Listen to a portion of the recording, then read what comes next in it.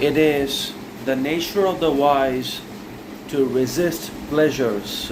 It is genuinely the character and overall personality of the men and women of wisdom and intelligence and very high experience that they live in resistance to not only carnal pleasures of life but also in defiance to social authorities and outside obligations and public expectations and demands and dictates that they consistently refuse, and obviously they do not want to obey or fulfill anything that they can neither agree to nor relate nor is it them, but it belongs to the outside world and that's why they refuse it.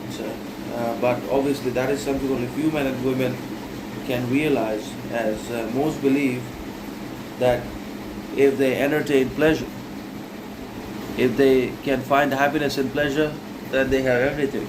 But the more we give it to pleasure, the more we become enslaved by it, because pleasure is neither happiness nor contentment nor significance. Pleasure is obviously the subordinate form or version of greed, lust, and desire, all of which are bad. They provide temporary satisfaction or momentary pleasure and take away permanent happiness, degrade consistency of character, and deteriorate the soul and downgrade the personality and the psychology forever. So we may pleasure ourselves, we may make ourselves convenient, but it will never be enough, and the pain and boredom will return, will be miserable once we can no longer have pleasure, once we can no longer make ourselves convenient.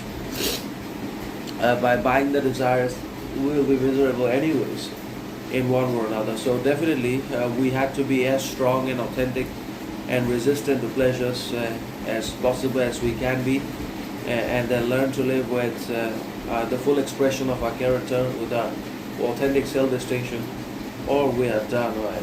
So we can have pleasures of different kinds, but we'll be miserable. We will invite miseries because we cannot hold on to pleasure, because pleasure fades. Neither can we suffice all types of desires nor fulfill the different wants or wishes, but only live for them.